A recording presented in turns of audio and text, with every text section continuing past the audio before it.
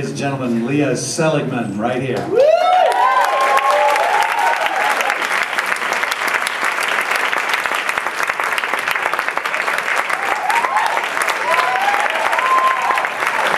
at the keyboard, Mr. Eric Little.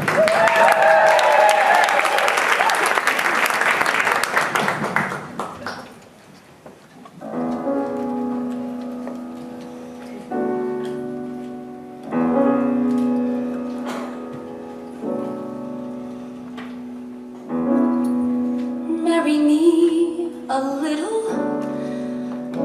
love me just enough, cry but not too often, play but not too rough, keep a tender distance so we'll both be free. That's the way it's supposed to be.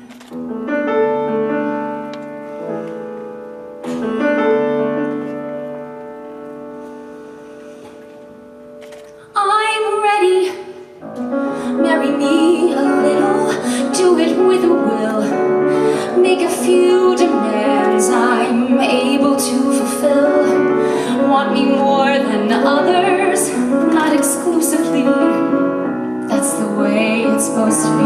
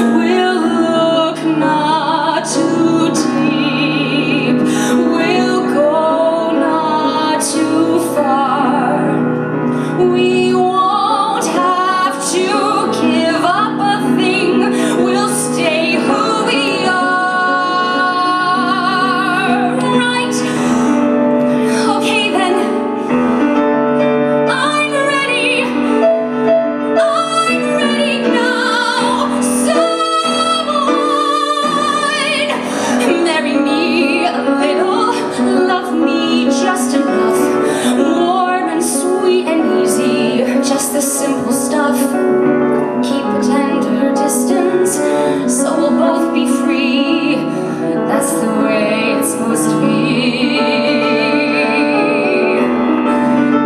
I'm ready, marry me a little, body, heart and soul, passionate as hell, but always in control, want me first and foremost, keep me company, that's the way it's supposed to be.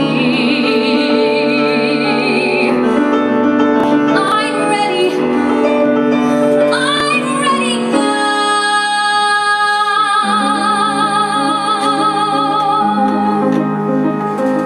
Oh, how gently we'll talk. Oh, how softly we'll tread. All the stings, the ugly things we'll keep unsaid. We'll build a cocoon of love and respect. You promise whatever you like, I'll never collect. Right? Okay then. I'm ready now. Someone, I'm ready.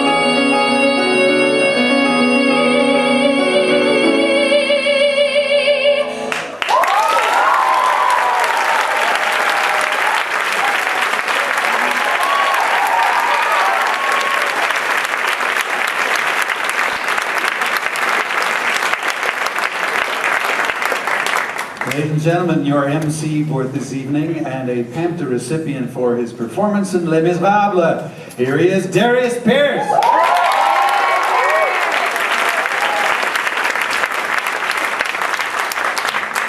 Wow.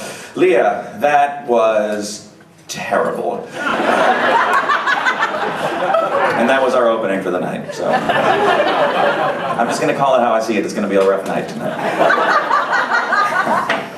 No, obviously, if you weren't so amazing I couldn't make that joke, people would be like, oh, that's too close to home. So, thank goodness you were here to start the night. It's gonna be a great night tonight. Especially if you like musical theater and live in the Portland area. And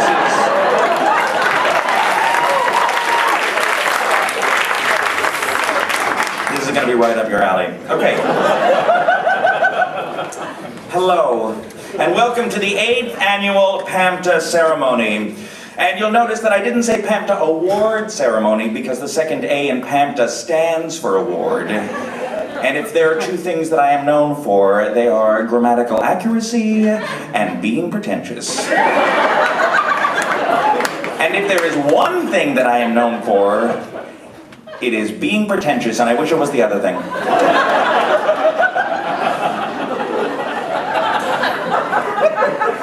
Anyway, can I tell you, I didn't shave today, and I thought that's okay, and then I put on a tux, and I was like, that's not okay. You gotta shave when you got a tux on. It's not... Anyway.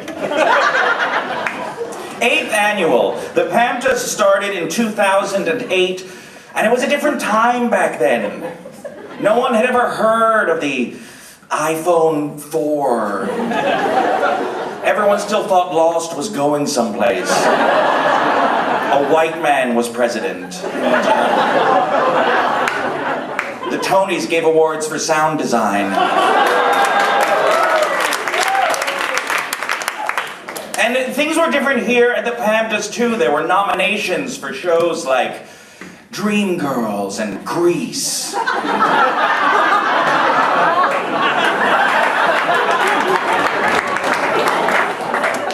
Joe Tyson was only nominated for one category. Wildly different than tonight. But we continue to meet here year after year to celebrate together, to just get to be all in the same room together and say that this is our community. Or at least the portion of the community that showed up tonight, AKA the good ones. This is actually by far the best turnout for the PAMTAs that I think since I've been attending, which has been almost every year, so thank you all so much for coming out tonight.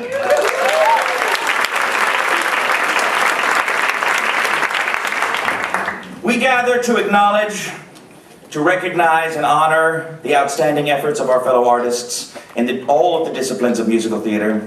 We gather to say thank you, to say bravo, and to say please keep doing it. Keep creating, inspiring, and entertaining. This year, with the addition of more PAMTA committee members, there were more votes cast than ever before.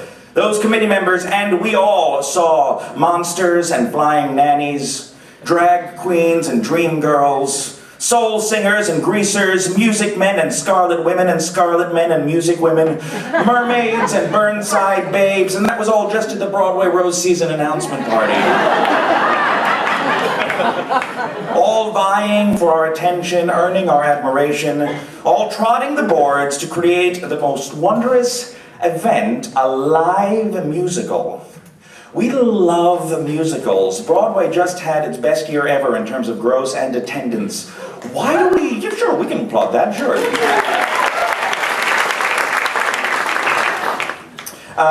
Why do we love musicals so much? I feel like I said that with disdain, like, why do we love musicals so much? But I meant it honestly. Why do we love musicals so much? Is it the emotional power of song? The beauty and force of a live orchestra, the excitement and expression of dance, the hope and love and laughter and social awareness? No. It's the backstage selfies posted on Facebook. I mean, I love non-musical theater, but they are not in the same league in terms of that. It's embarrassing. For them. We're going to have a great show tonight. We've got a lot of people that are going to make it great. Backstage, we've got our stage manager, Autumn Trapani. In the booth, Jen Raynack running the show.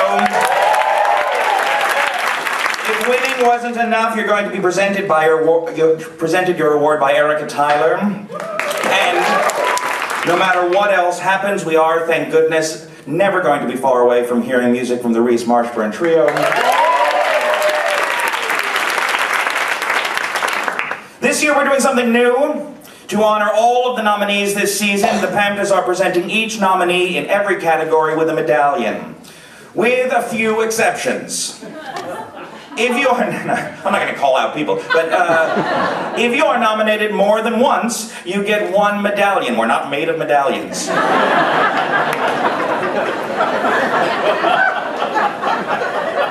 Also, for the category of Outstanding Production and Outstanding Ensemble, one representative from each show is going to be presented with a medallion. So if your ensemble was nominated, please take a quick moment and decide amongst yourselves who really was the best.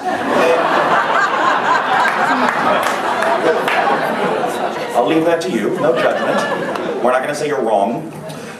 So in just a second, if you are a nominee, and you're here, please step forward to receive your PAMTA medallion right here. If you are not a nominee, please take this moment to think about how you could have done better.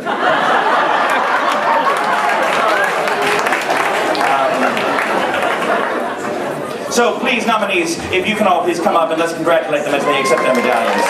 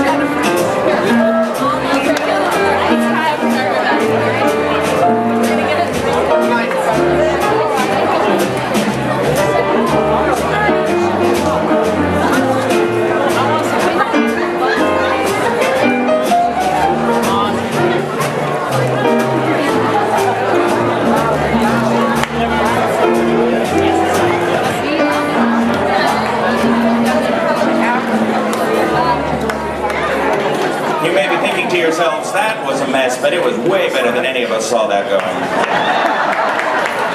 So, give the nominees a chance to get settled before we present an award so that they have to pop right back up. The first award for this evening is for Outstanding Performance by a Supporting Actor, and the nominees are for his delight. I don't want to shortchange him, let me get this right. For his delightedly demented Igor in Young Frankenstein, Burl Ross. For his dementedly delightful riffraff in the Rocky Horror Show, Eric Liddell. For his deliciously conniving Potter in It's a Wonderful Life, Joe Tyson. For his sweet and poignant Mr. Snow in Carousel, Jonathan Quisenberry. For his soaring teen angel and magnificent Eugene in Grease, Colin Carver. And the PAMTA goes to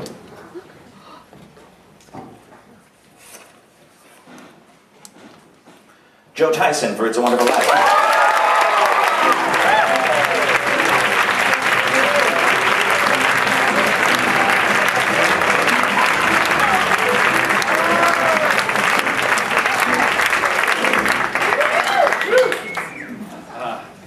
Thank you. Wow. There's a lot of people in this room that I am Facebook friends with.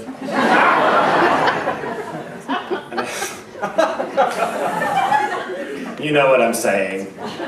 Thank you. This is really unexpected honor, and I appreciate everyone at Stumptown.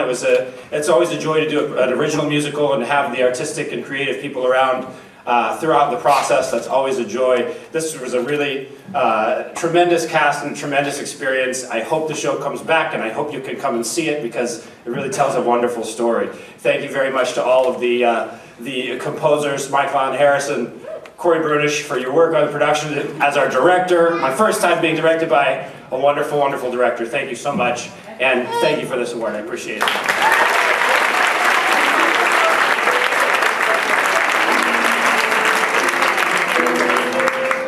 Ladies and gentlemen, PAMTA recipient for Outstanding Sound Design, here's Brian Moen.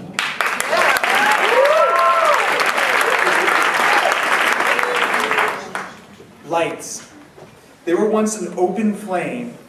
Now, they're a computer-driven drone that does what we say on good days. They're the silent character that takes us on a journey.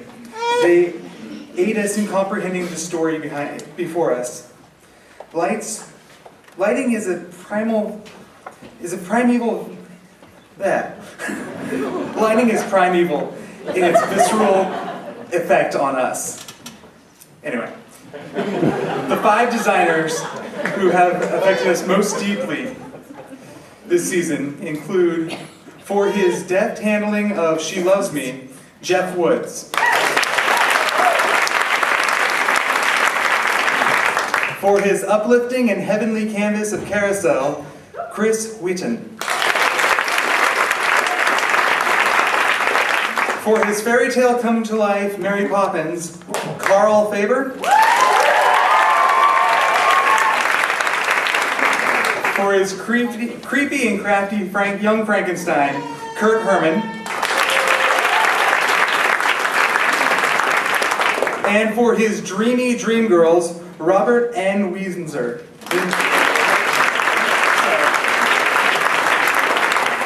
And the PAMTA goes to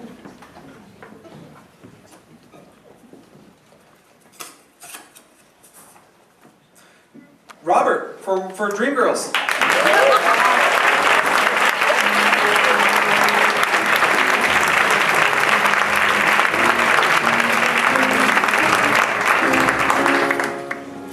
That was Robert Weirtsell, who I think will be primevally delighted to receive this tonight.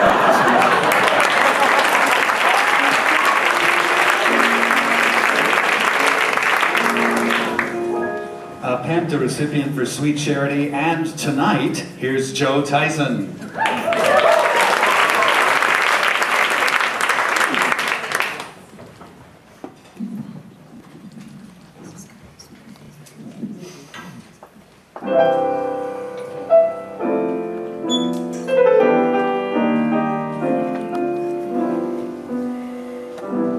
I believe in doing what I can, crying when I must, and laughing when I choose. I hope if love were all, I would be lonely. And I believe the more you love a man, the more you place your trust, the more you're bound to lose. Although when shadows fall, I wish that only somebody splendid really needed me, someone affectionate and dear. Cares would be ended if I knew that he wanted to have me near.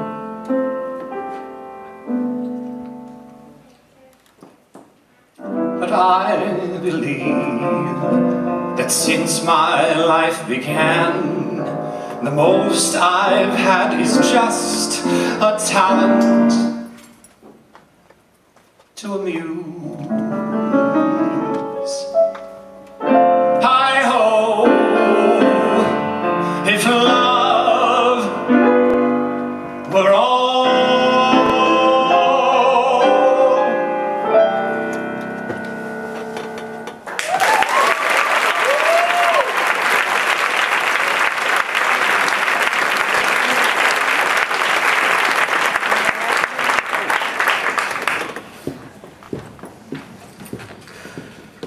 The artists of tomorrow are sitting amongst us, is the most ominous way I could think of to introduce our young performers.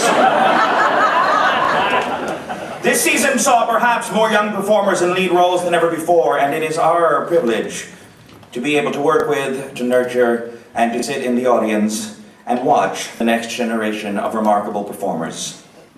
The nominees for Outstanding Young Performer are, for her delightful Jane Banks and Mary Poppins, Kaylee Baird.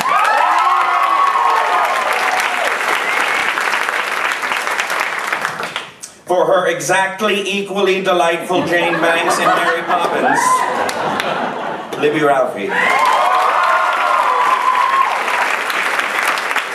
For his wonderful Michael Banks and Mary Poppins, Austin Emmett. And for his wonderful Michael Banks and Mary Poppins, Kieran Gettle-Gilmartin. For his charming Winthrop, in The Music Man, Josiah Bartell. For her ruthless performance as Tina in Ruthless, Alexa Kelly Shaheen.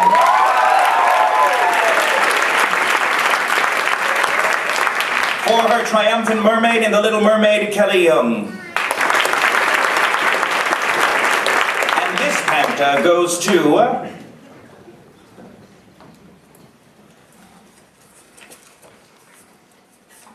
two people.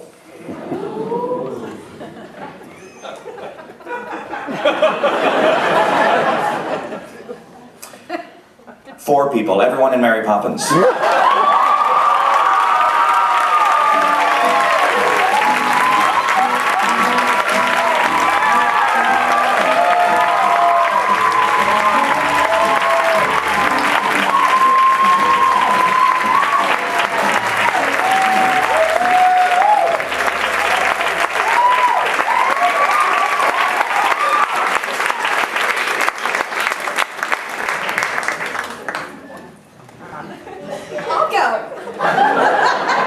I think I can speak for all of us when we say it was a lot of fun to do the show.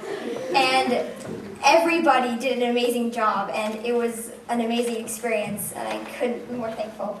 So I'd like to thank everybody, pretty much, for the show.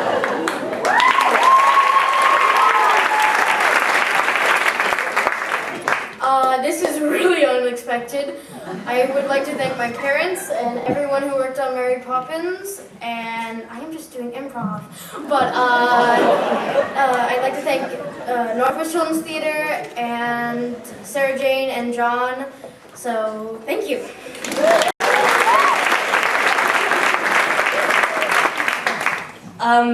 Same.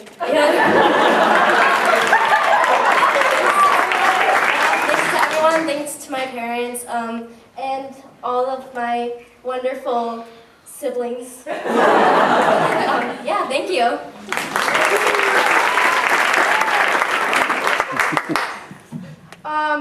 Thank you for coming tonight. And I've never done this before, and it was really unexpected, as Kieran said. And I just want to thank my parents and Sarah Jane, and everybody in Mary Poppins. Thank you.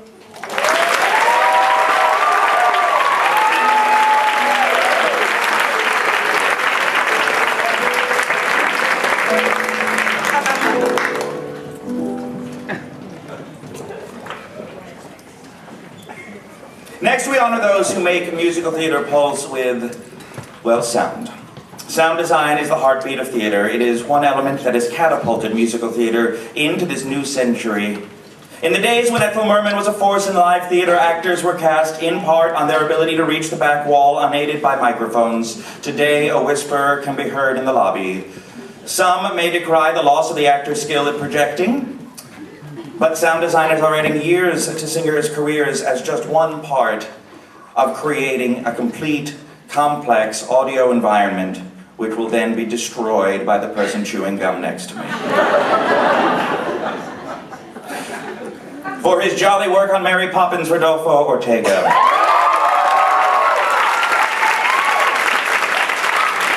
For her rocking work on Dreamgirls, Casey Pacilio. For his nicely feathered design of La Cage aux Folles, Dwayne Radikowski.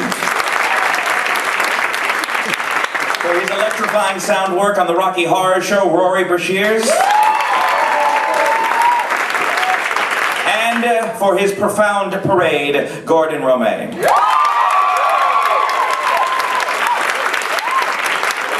the PAMTA goes to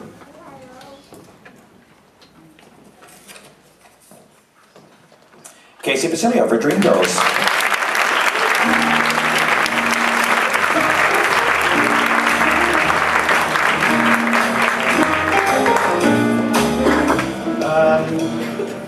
Casey's awesome. She's fantastic to work with, and I think, like any sound designer knows, creating sound that can cut through rock and roll music is particularly hard, and getting the room right is particularly hard. So, thank you so much.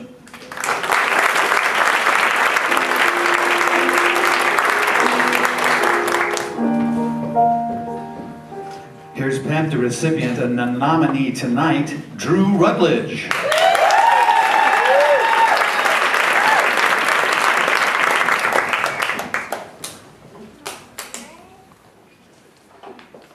Take a walk.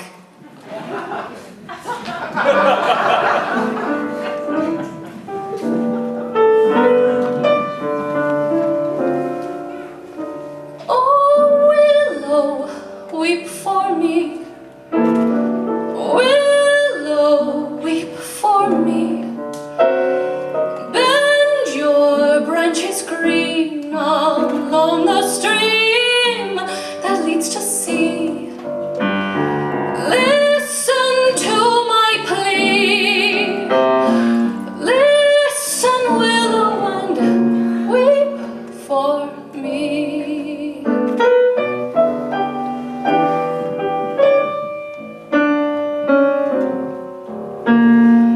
Gone, my lover's dream. Lovely summer's dream. Gone and left me here to weep my tears along the stream. Sad as I can be, bend the willow and weep for me.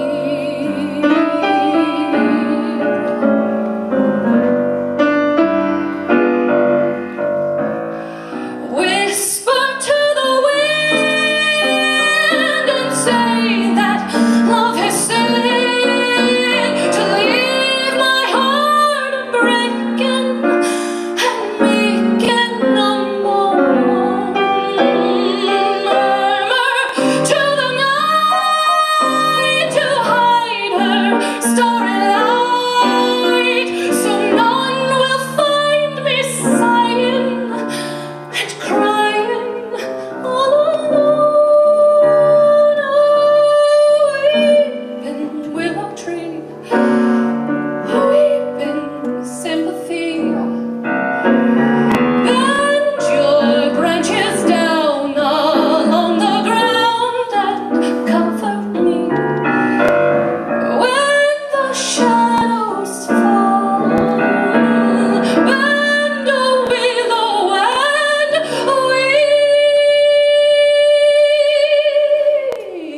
weep for me.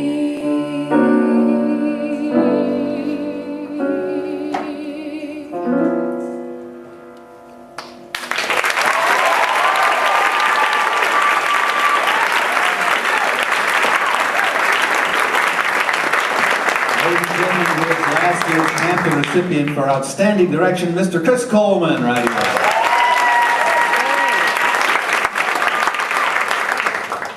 First, I want to thank Mr. Brunish, because I think this event is classy, it's entertaining, and it's funny, and it makes all of us look good. And it wouldn't have happened without him coming up with the idea. So.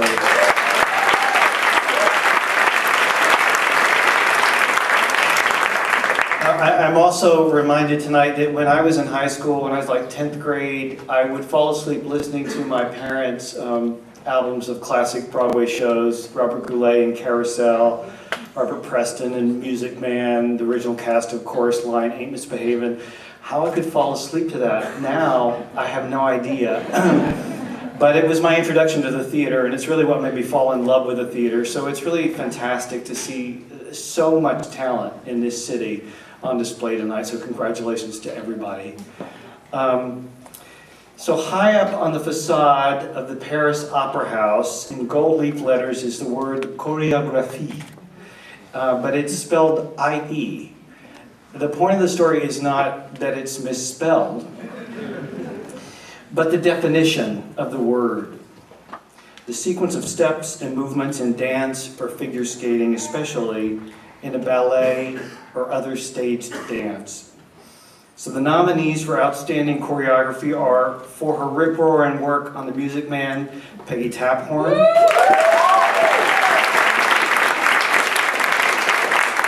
For her Chim Chim terrific dances in Mary Poppins, Sarah Jane Hardy.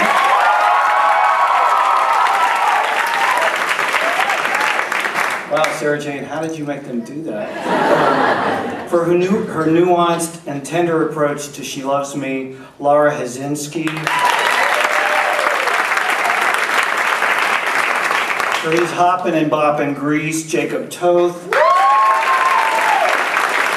And for their groundbreaking work on the Jungle Book, Sarah Jane Hardy and Anita Menon.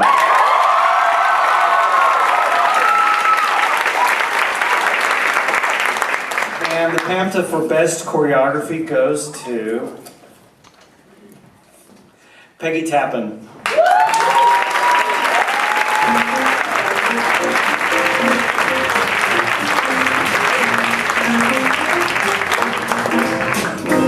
We all know I'm not Peggy Taphorn. She's way too sexy for Thank you very much, Corey, and to the committee that saw this show, and thank you for appreciating this work and all the young people that made Peggy's work look good. Thank you.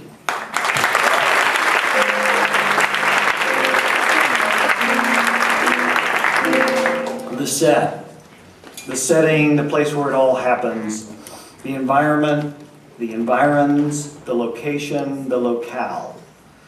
Nothing can set the mood like the set. Handled with craft and style and nuance and skill and several strong stagehands, a great set elevates any production to new heights. A bad set does other things. Those who elevated 5 shows this season, and in doing so elevated our experience as audience members, are the following nominees for Outstanding Set Design.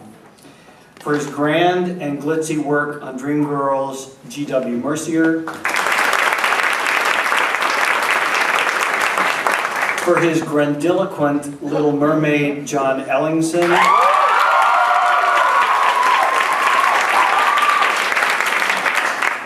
That is, why are you so excited about that? For his groovy, okay, I did not write this. For his groovy Grease, Owen Walls. For the simple elegance of She Loves Me, John Berth. And for his super, you know the rest, for Mary Poppins, John Ellingson.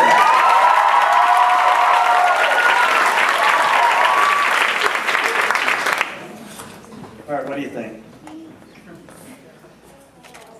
The PAMTA goes to John Ellingson for Mary Poppins.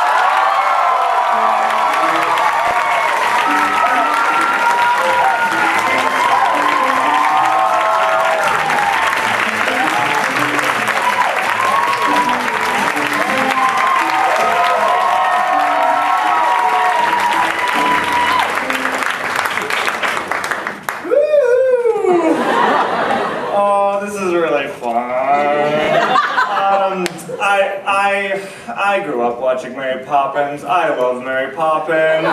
I wanted to be Mary Poppins. All I can say is I'm really, really thankful and really, really proud, and I'm really lucky because I get to work with so many inspiring and encouraging people. Sarah Jane Hardy, who is always my inspiration, was like, why don't you give it a try to tackle this huge mammoth show, and we committed to having fun. We committed to being in love with what we feel about Mary Poppins and our connection to Mary Poppins and trying to share Mary Poppins with everybody else. And the set kind of grew from there. So thank you, I have to say thank you to the cast and to the incredible production crew and everyone involved in making that set, and to our lighting designer Carl, who made the set look so much prettier because the lightings were so good. We got LED lights, it looked so much better. So just thank you so much, and I'm really proud, and just proud to be here in this night with all of these wonderful theater artists. I'm proud to be one of you, and thank you for, if you got some Mary Poppins, it'll be a lot of fun. So thank you for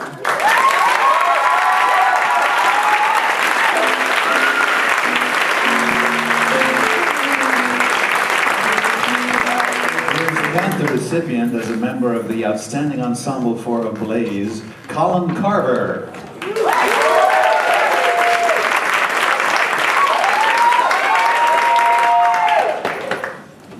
Y'all so tall.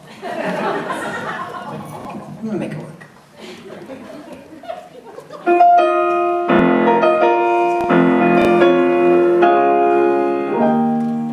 Ever since I was a child, I tried to be the best. So what happened? My family and friends all said I was blessed. So what happened?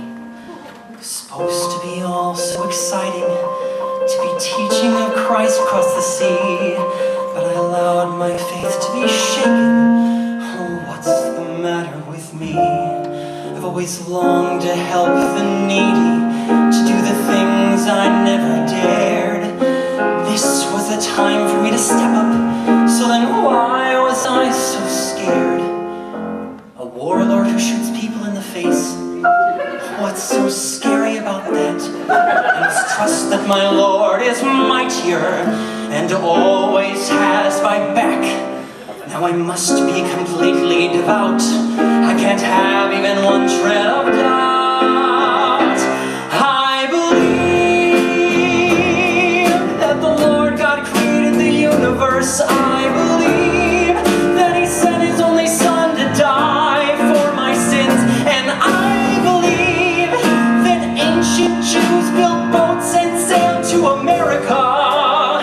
I am a Mormon, and a Mormon just believes. You cannot just believe part way, you have to believe in it all. My problem was doubting the Lord's will instead of standing tall. I can't allow myself to have any doubt. It's time to set my worries free. Time to show the world what Elder Price is about and share the power inside of me. I believe that God has a plan for all of us. I believe that plan involves me getting my own planet. And I believe that the current president of the church, Thomas Matson, speaks directly to God. I am a Mormon, and dang it, a Mormon just believes.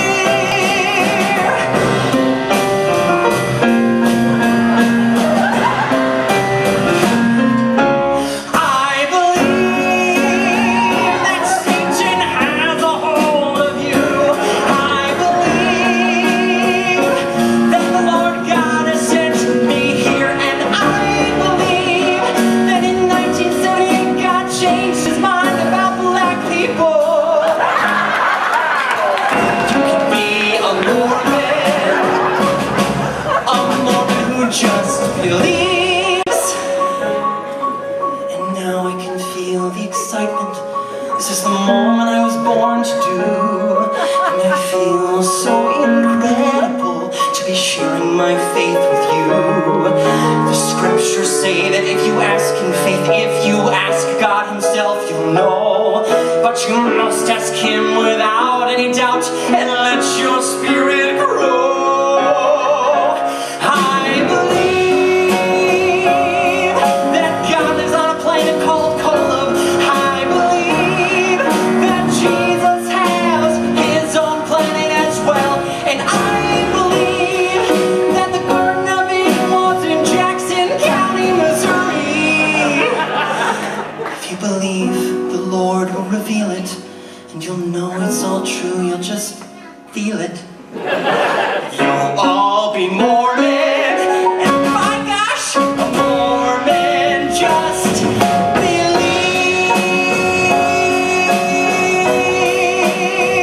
Oh, I believe.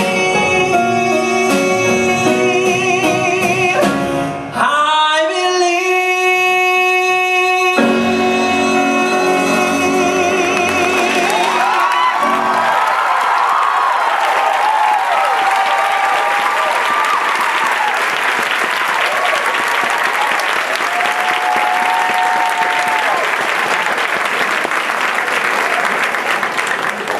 Ladies and gentlemen, here's PAMTA recipient for musical direction and a nominee tonight, Mr. John Quisenberry.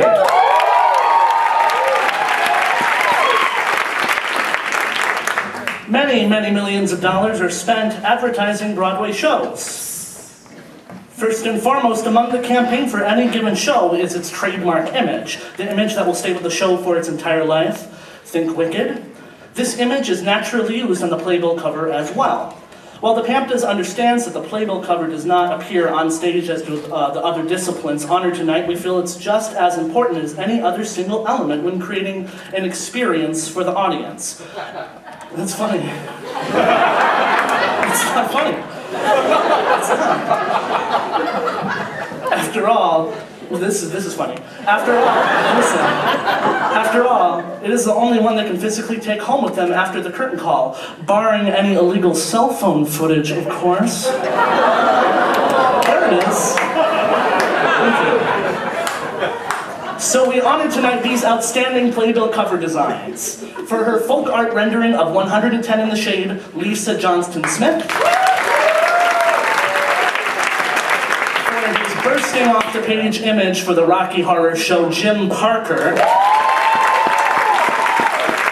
For the sensual concept for Grease, Emily Drew. For the time travel image for Iolanthe, Rachel Berry Arquette, Joe Ursig, Matt Ursig, Larry Larson for them. And for her hilarious rendering of Who Done It, Emily Drew. And the PAMTA goes to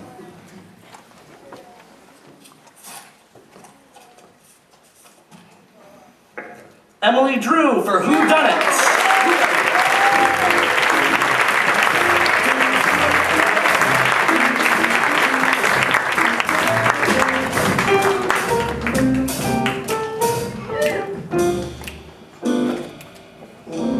My goodness. Wow. What's your last name? Do. My husband's here with me tonight, and that's where I get that name, so I need to. Gosh, this is. I see. It does say Drew. Yeah. He didn't read it wrong. No.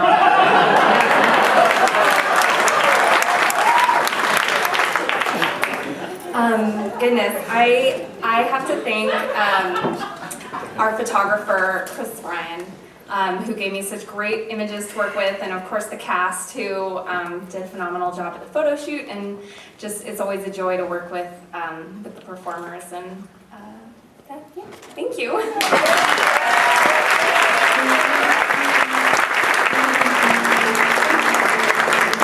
That's Emily Dew, everybody.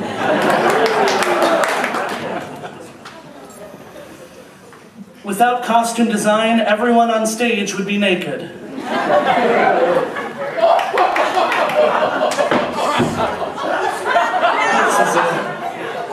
some value in that idea. Because Old Calcutta, they were like naked the whole time, like curtain to curtain. And it was like the 7th longest running Broadway show in history, so.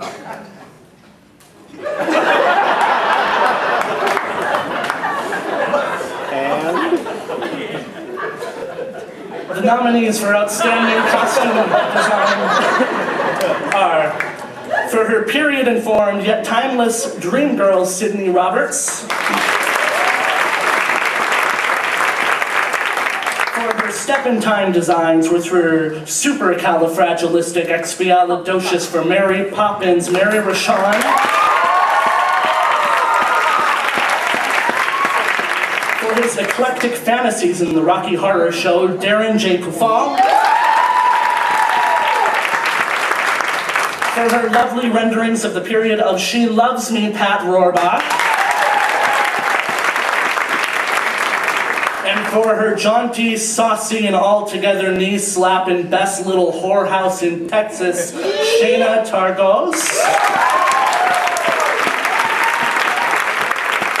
And the PAMTA goes to Mary Rashawn.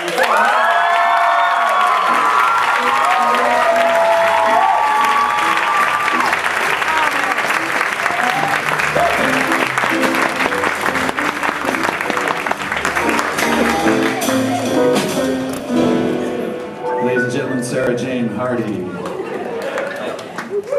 Thank you. Mary is in California tonight, but I know that she would be very, very thankful and appreciative for for you recognizing her work, the PAMTA committee. Thank you very much. It was a beautiful show. Mary did a wonderful job as usual, and I'm delighted to accept this on her behalf. Thank you.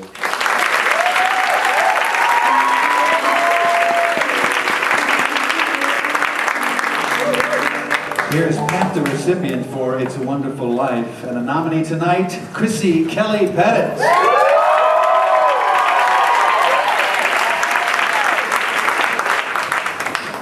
Where are my Mary Poppins people? My ensemble. Do you guys remember your part from Feed the Birds?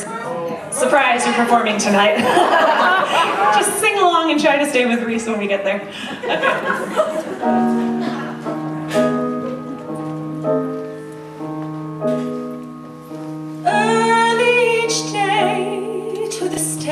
Of St. Paul's, the little old bird woman comes in her own special way to the people she calls. Come, buy my bags full of crumbs. Come, feed the little birds, show them you care, and you'll be glad if you do. Ones are hungry, their nests are so bare.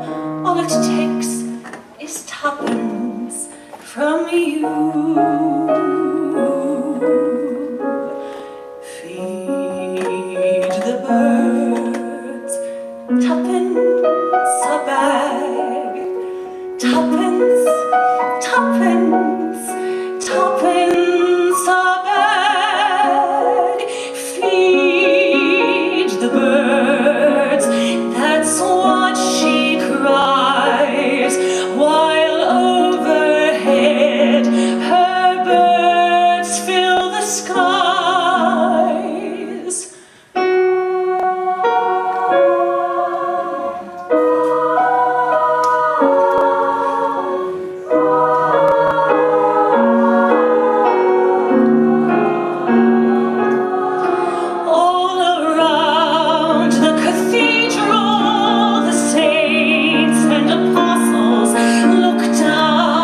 She sells her wares.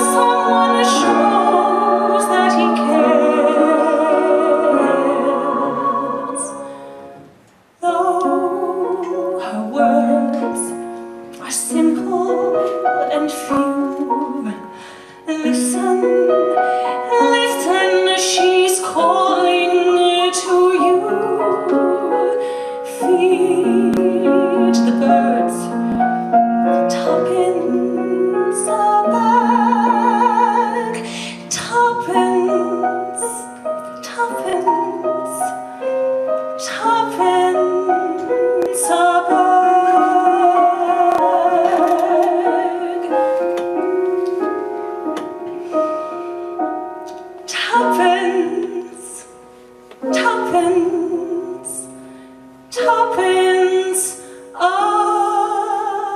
bag.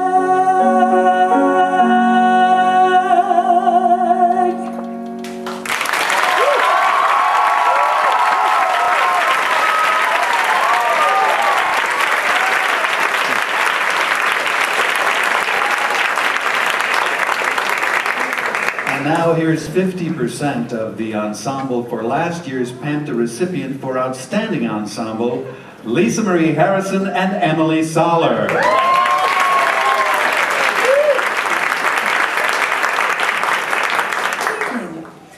In the world of musical theater, a fairly important job is that of music director. This is the person who's in charge of the music, which is part of every musical. That's why they're called musicals, because of the music. Not to be confused with the musicale, which is another animal altogether. But we digress. The person who coaches the singers in the ensemble, the orchestra, and is the aesthetic guide of all things to do with the score is the person we next honor. The nominees for Outstanding Music Director are, for her merrymaking young Frankenstein, Cindy Ramsey Rear. For his robust The Music Man, Alan D. Lytle. For his tight harmonies and crisp diction in The World Goes Round, Jeffrey Childs. For his soulful dream girls, Rick Lewis.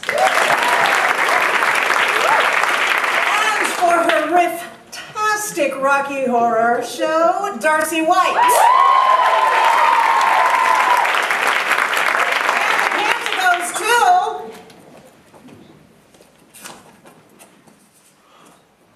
Jeffrey Childs!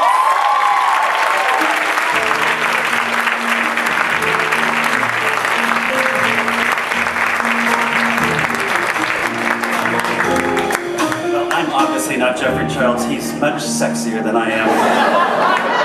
Jeffrey is working with Sharon Maroney tonight on the music for Oklahoma. They had their first rehearsal and going over all the music, so I'm sad he's not here. I know he would thank his orchestra, band members, and that fantastic dynamic cast. Jeffrey was a force.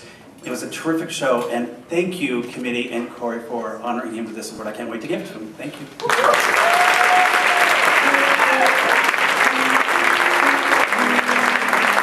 I'm so glad you made this print so big. Thank you. Old lady print. Ensemble. A group of musicians, actors, or dancers who perform together.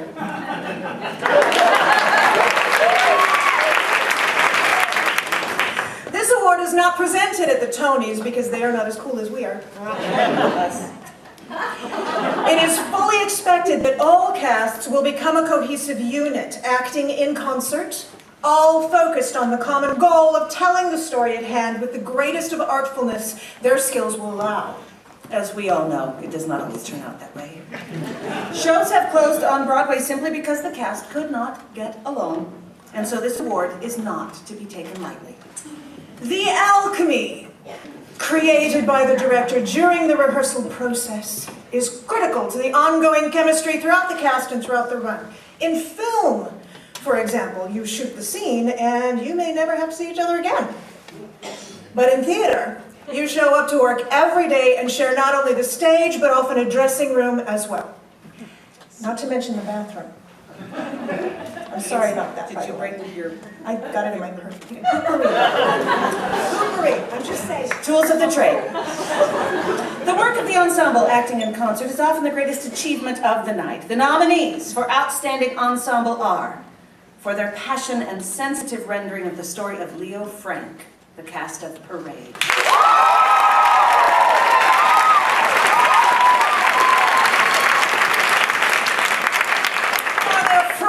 Loving homage to La Cage, the cast of La Cage aux Folles.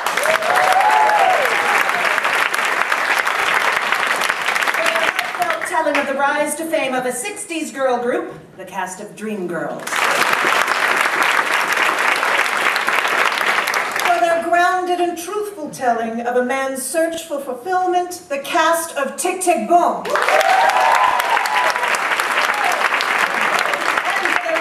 Iowa's Stubborn Parade of Joy, the cast of The Music Man.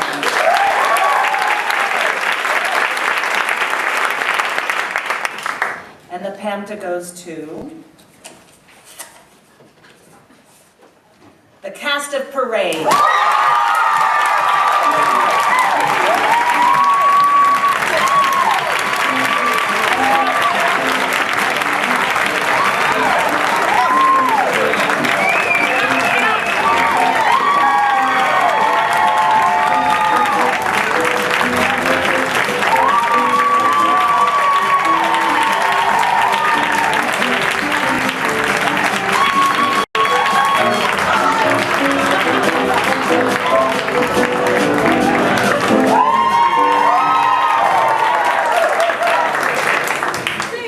Thank you so much.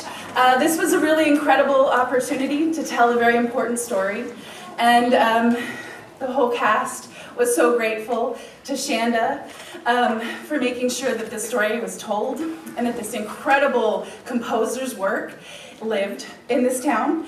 And we want to thank Paul for his truly artful direction, his ability to listen to ideas and to take them and to bring his own incredible vision to a story that we were just so honored to be a part of telling. So thank you so much.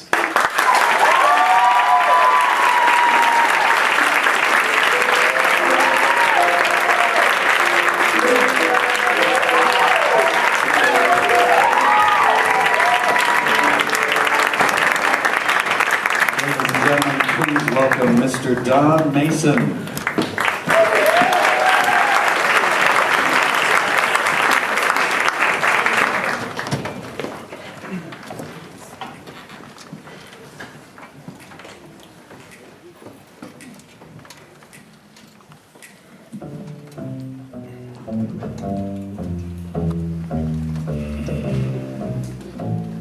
Down with love, with flowers and rice and shoes. Down with love, the root of all midnight blues. Down with things that give you that well-known pain. Take that mood, wrap it in cellophane. Down with love, let's liquidate all its friends. Like moon, June, roses and rainbows and down with songs that moan about night and day.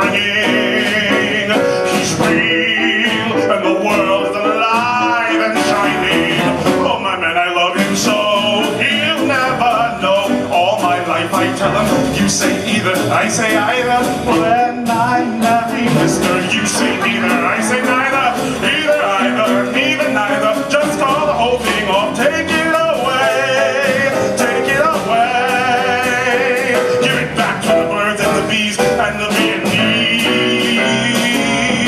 Oh, down with eyes, romantic and stupid. Down with sighs, down with Cupid. Brother, just stuff that dove. I don't care if he's young, seafaring, bold and daring. Make me whiskered or overbearing. Down, down, down with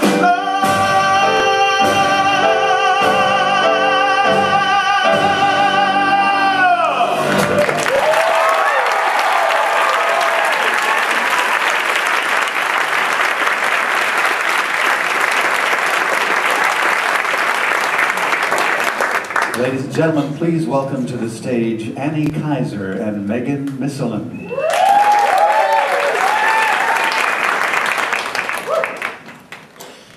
I'm Annie, and this is Megan.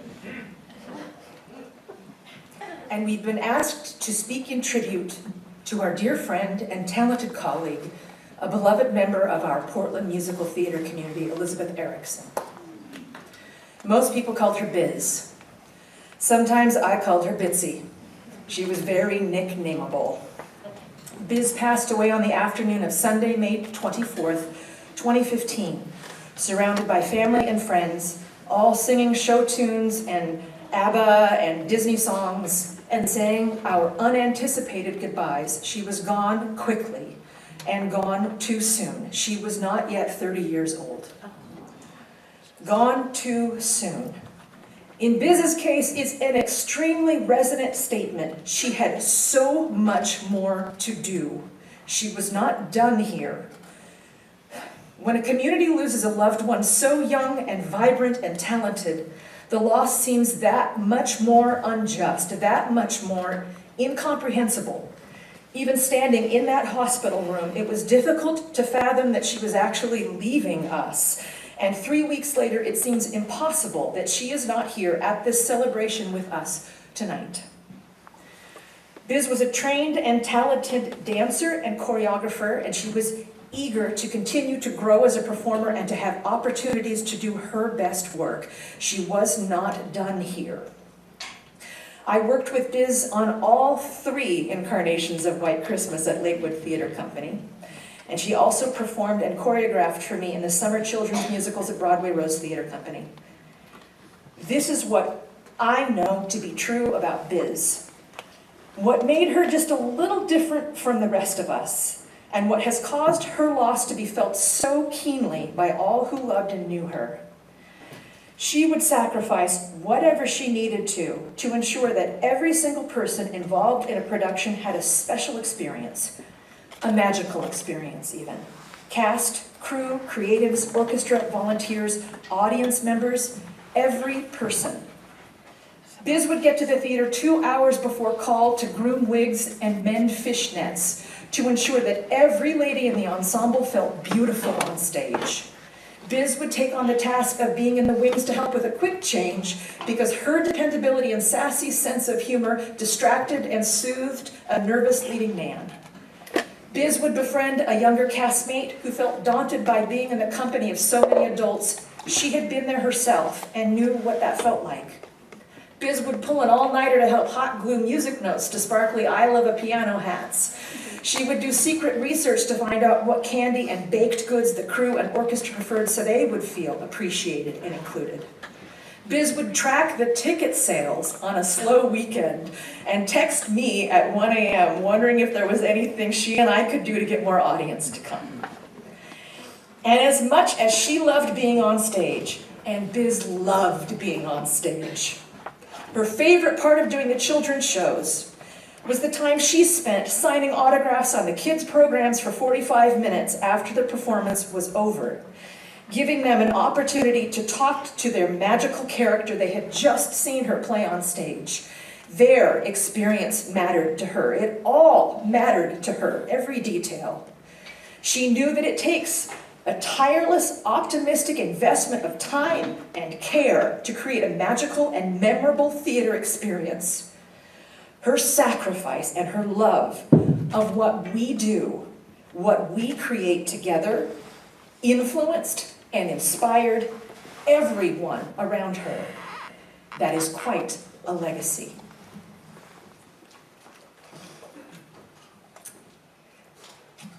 Biz was amazing at taking care of others, but not so great at taking care of herself.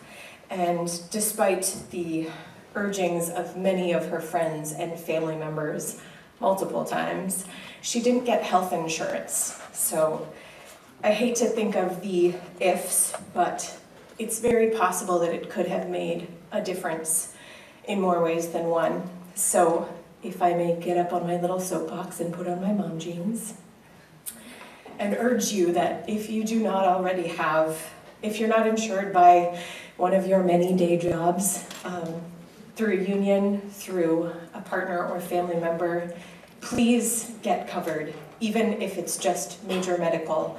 The Affordable Care Act has made it so much easier for people like us who feel like we're not in a position to afford it. It's too complicated. It's made it much easier for us to get covered. So go to the healthcare.gov website, call an 800 number, ask those stupid questions. How do I get covered? Help me get insured. We all know it's important, but it's complicated and confusing, and it's so easy to keep putting off, and that's coming from a professional procrastinator. But please, please don't wait any longer. We all like to think that we're strong and healthy and safe, and for the most part, we are. But despite everything, we are all human, and things happen that we do not expect. So for your sake, for the sake of those who love you, and for the sake of this community that each of you contributes to, please do this one thing to take care of yourselves so that we can all continue to take care of each other. The one last thing I do want to say is that many of you have already heard about and contributed to the GoFundMe site that was set up to help Biz's family pay for her burial expenses. Passing away so young, she didn't have life insurance, and they didn't have anything to help cover these expenses. So far, the outpouring of generosity has been absolutely overwhelming, and her family is so grateful for all the contributions that have helped to deal with this small burden as they try to deal with the huge burden of her loss. I know her mom, Robin, is here somewhere, and we are so glad that you've joined us to stay connected to this other part of Biz's family. For those of you who didn't know Biz personally, or haven't had a chance to donate yet, or if you want to give a little more, the site is still up, and every little bit helps and is greatly appreciated. It's very easy to remember. It's gofundme.com/bizaboo, Bizaboo. You can also find it on her Facebook page. Her name's Elizabeth Erickson. Check it out. Read the notes that people have left, see the outpouring of support, and give a little if you can, or a little more if that's the case for you.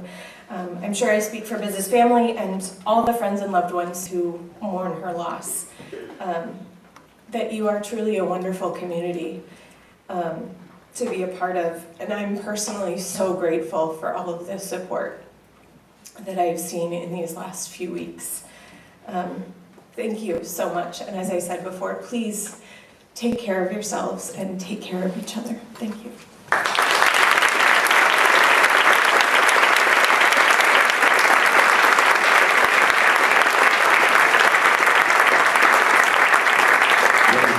Please welcome Luann Moldovan.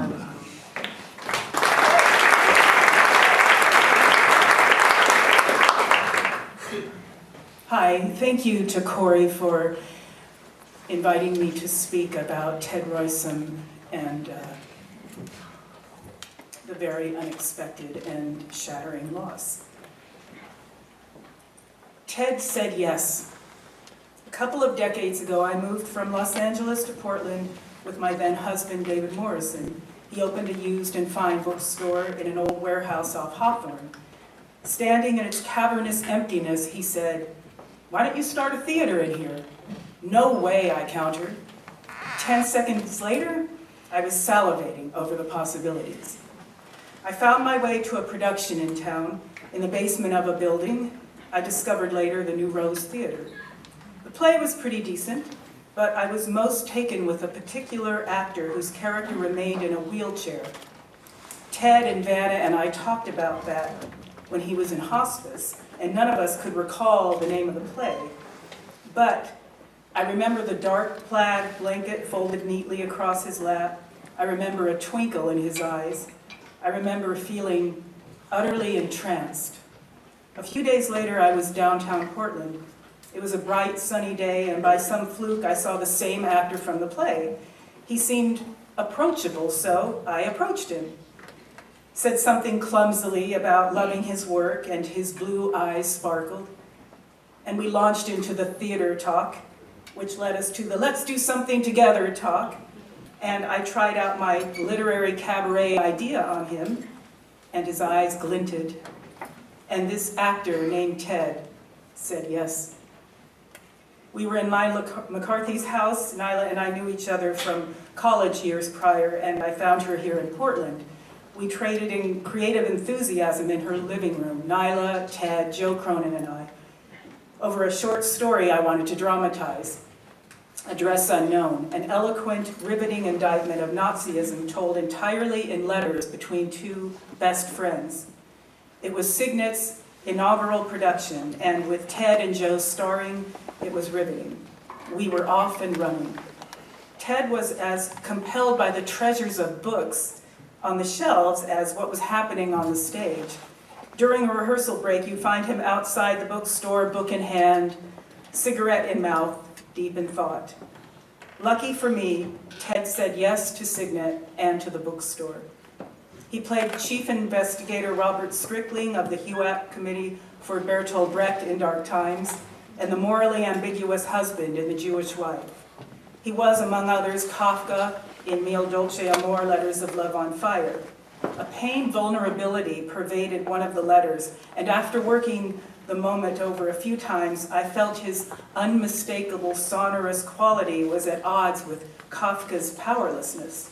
I looked at him and said, "Teddy, can you kind of subtract from your voice?" He stared at me, and then he laughed, and we laughed, and he did it. He found a pinched, swallowed sound that was hilarious and perfect.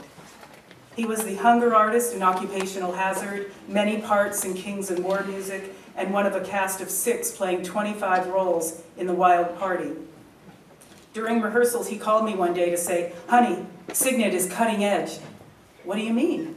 "The Wild Party is in the New Yorker." Well, he wasn't exactly whipped into a frenzy over it, that was me. Ted pretty much wisely saved the histrionics for the stage. Anyway, they had excerpted what was till then an overlooked gem of literature with new illustrations by Art Spiegelman. Teddy created his own Halloween show, The Dance of Dark, performing Poe's immortal short story, The Telltale Heart, along with select readings from poet Charles Bukowski. He found special kindred spirits in his creative inspirations, whether from real people like Bukowski and Poe and Lord Buckley, or from fictional characters such as half the Shakespeare canon, or the burned-out cynical theater critic in St. Nicholas, or Frank, the egocentric, hard-drinking, erratic healer from Faith Healer. What they had in common with each other, with Teddy, was their irresistibility.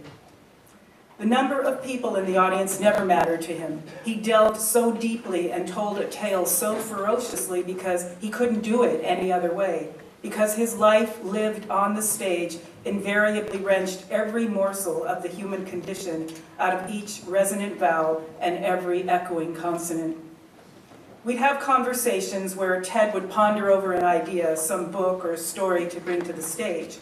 He was always worth listening to, at the very least for the rumination ride we'd take together.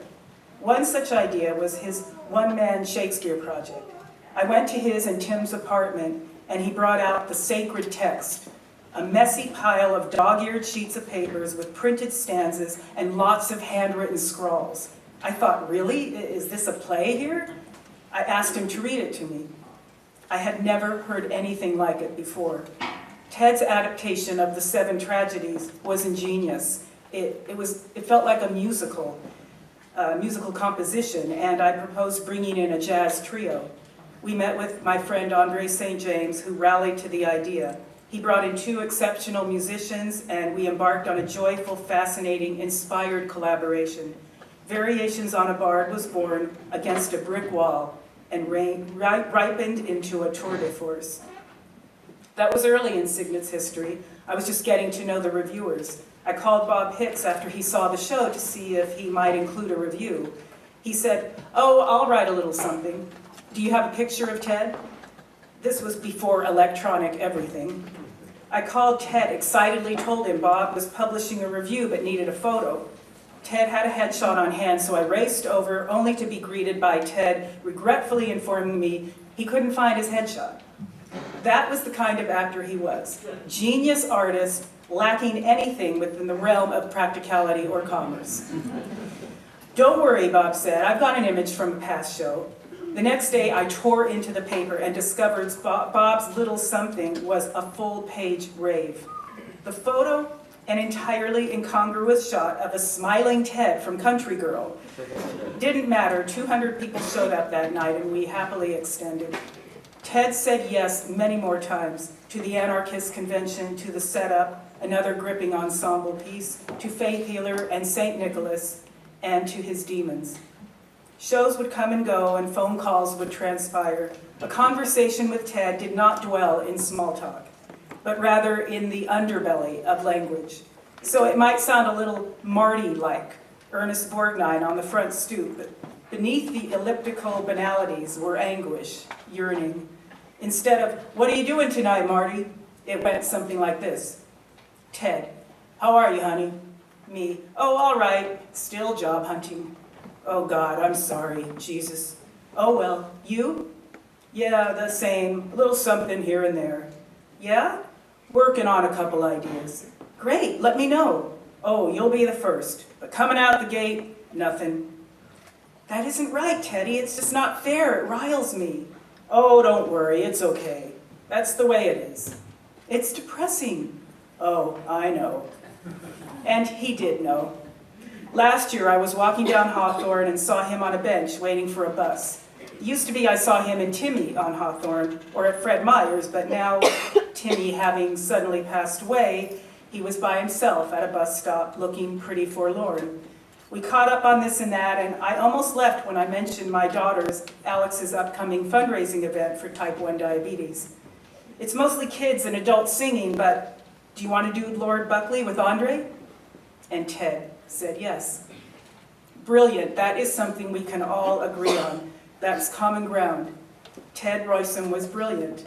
He was never bad. He might be slightly less astounding because the material was weak or fellow cast members inadequate, but the unlayering of literature and the unearthing of the human soul came so easily, so naturally to a man for whom acting was his second skin. Visiting him in the hospital, the room was quiet, peaceful. He was holding a book by Eckhart Tolle. "Do you find comfort reading him, Teddy?"